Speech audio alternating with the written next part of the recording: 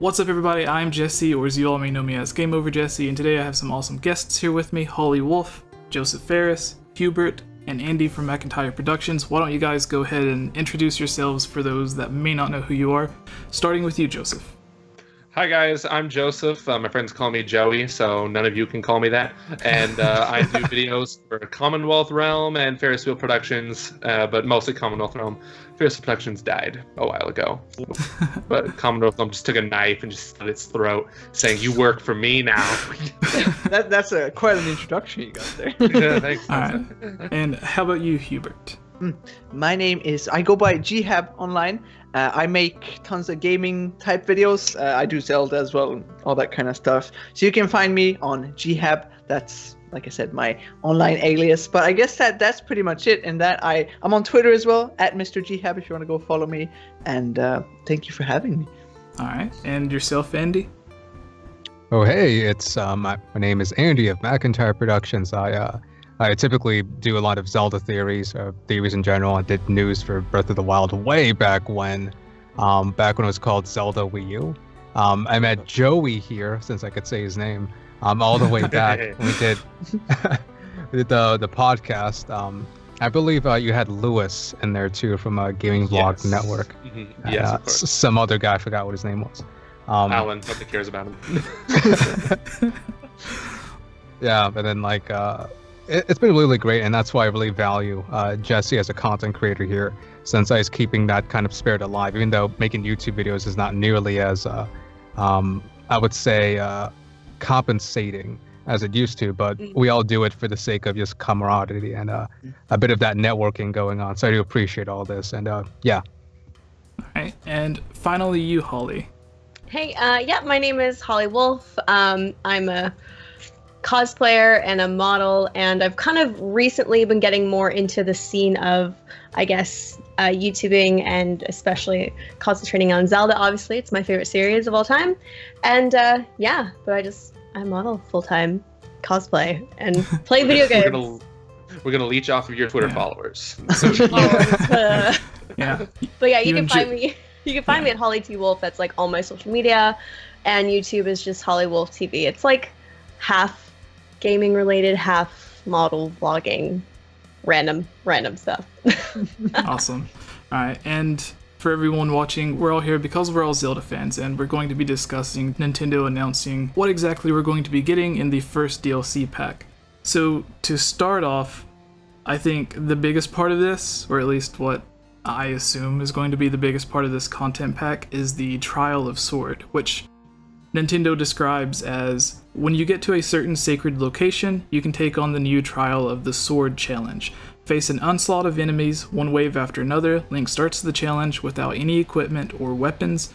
When all of the enemies in a room are defeated, Link proceeds to the next. Clear all the trials, about 45 rooms in total, and the power of the Master Sword will be awakened.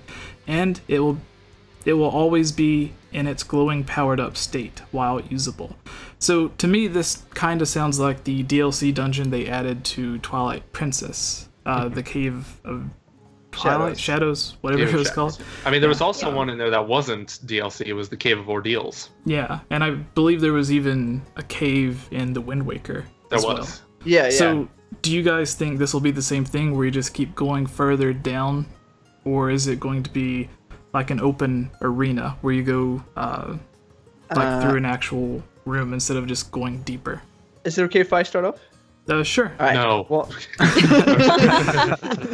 well, I think it's gonna be. I mean, we do have like an image of it. Mm-hmm. There's like a ladder and everything. I don't think you're gonna be going up because that'd be tedious. But I definitely think either you're gonna go down, or it's gonna be like a shrine with multiple rooms opening, and you just go from one loading screen to the other. But definitely room based. I don't think it's gonna be a fully open area. It would be way too much to load and everything. Just like logically. It looks interesting though from the little image. It looks like a unique type of shrine or something that you're gonna awaken probably. I do like the premise though, because I love the combat in the game. It's absolutely, I don't know, it's very Dark Soulish in some ways. If you've played that series, I definitely I enjoy it, and it's going to be interesting and fun. Hopefully this shrine resets with every blood moon, so you can just, if you feel like doing combat, you can just go back in there and just test your skills and all that stuff. I also love that they strip you of everything. It's going to be quite interesting to just like, hopefully it's difficult as well. So it'll take a long time to get through it. Yeah. One thing that I want to make sure I ask each of you is, it starts out saying it's in a certain sacred location. Where do you think this is? To me, I mean, it looks like a forested area, but maybe the sacred location could be the Temple of Time, like a portal just takes you there from the Temple of Time or something. I feel like it's the Master Sword pedestal itself with the Deku tree. I don't know why they felt the need to make it a secret, but I don't know. I could be totally wrong. That does make sense. But there would be so many shrines there, though. There's already one shrine like right there, and I'm expecting this to be a shrine. I mean, it might not be, but see, I just feel like it would be too cluttered in that area, and it wouldn't make sense unless it's like a portal or something. It wouldn't make too much sense to have like a shrine or something there, like something up here there. It would look off in the forest, in my opinion.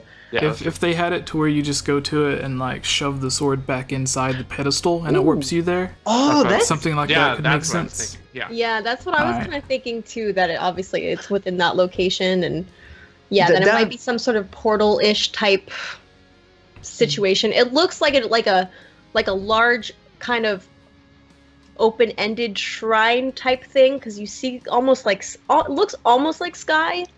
Might just be blown out, but then you've got all the like metal structures.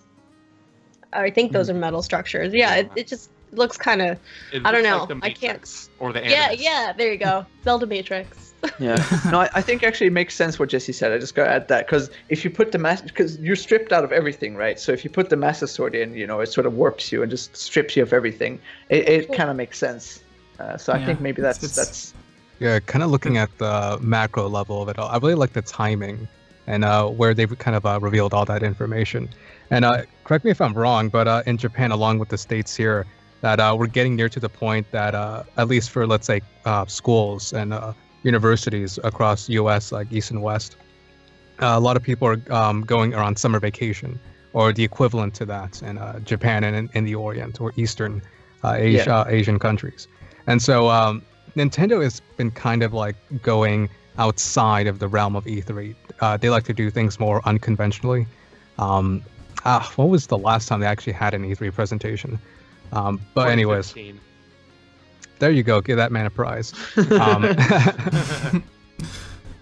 Yeah, and at least in terms of what Nintendo's trying to do, like I'm pretty sure they'll have a direct or something like around that time.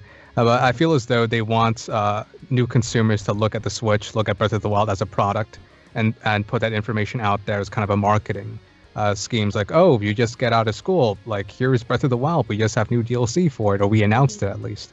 And so that kind of just incentivizes that. I'm assuming they will like release more information like around E3 or elsewhere. And with Mario Kart 8 Deluxe out again around this time, and it became the fastest selling Mario Kart in its franchise. Yeah. And again, with this timing, since it goes really well with since kids are coming out of school and they want something to do. So obviously there's a product there that will satisfy their time. Yeah, I gotta add to that. So I think you're absolutely right with that, because it makes sense that the second DLC pack comes in like holiday time, Christmas, when everyone's probably going to be buying the Switch, because Mario's coming out and stuff like that. So I think you're absolutely you're onto something there for sure.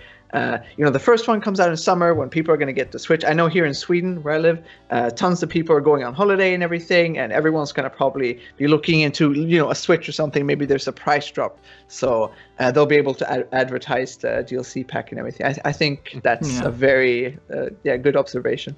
They could even do a sale to where if you buy it around the holiday season, you get the DLC free. Yeah, that's sort of a promotion. Mm-hmm. But really quick, is this a good addition for the DLC, or is it something that you feel could have been better? Starting with you, Andy. Well, not really counting Triforce Heroes, I think this is kind of the first legitimate time that the Zelda franchise had DLC for one of its mainline selling points. And and considering, I don't think people are kind of overreacting about the Tingle outfit. Actually, but that's a whole other thing. Yeah, we'll get into that later. Yeah, Tingle just scares me. But anyways, like in terms of its first kind of outing, I like it. It gives a brand new style of play, like for example the sword trial thing, and new costumes and stuff. I think doesn't the Korok mask allow you to see all the Koroks or something like that? Yeah, I think it vibrates or something. Yeah, it vibrates when you're close to one.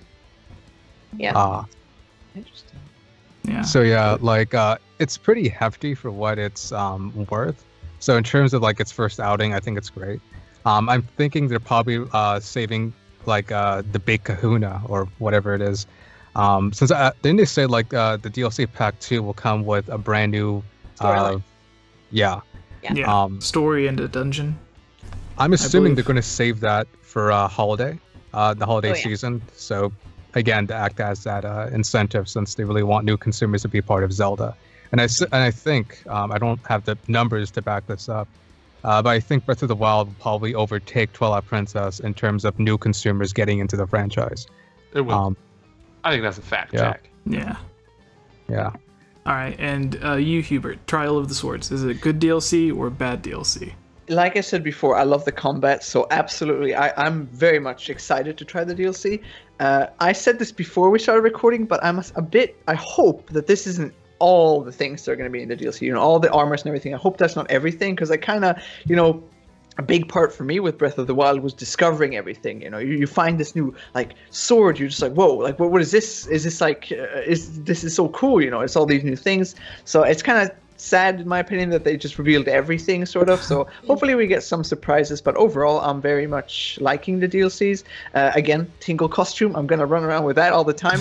Also the phantom armor looks really cool, so I'm gonna be, I saw a really cool Reddit post before with people making their own like outfits and everything in the game, so it's gonna be interesting to see what they do with that. It was cool, some armor sets and everything, but overall, yeah, like I'm excited for it. I'm excited for it. And you, Joseph, Trial of the Swords?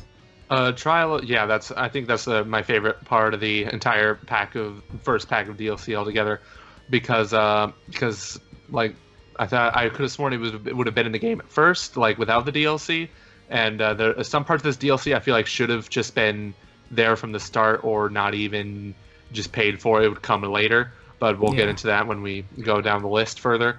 But I like the Trial of the Sword from what I've seen of it so far.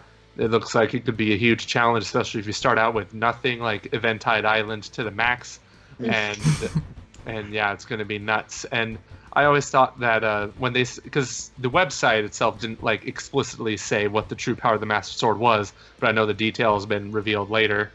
And I was thinking, oh man, I don't know if I would rather have the sword be at its full power at any time, or I would rather it just always never run out of power, but still be at its 30 damage rate. So, but I think the 60 damage rate and still runs out of power is a fair trade-off. Yeah.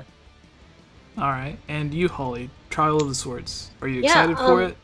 I am excited for it. I think it's great that Nintendo's going this route with the DLC, like having it. What looks like, you know, it looks quite large, like 45 rooms in total.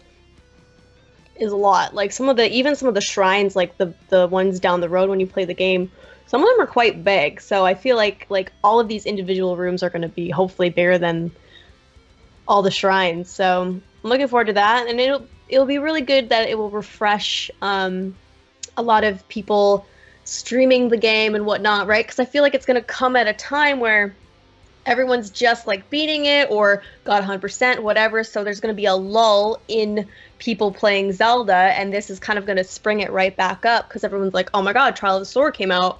Let's stream that. Let's play it. Let's talk about it. So I think it's really smart on Nintendo for releasing both a summer and then a winter DLC.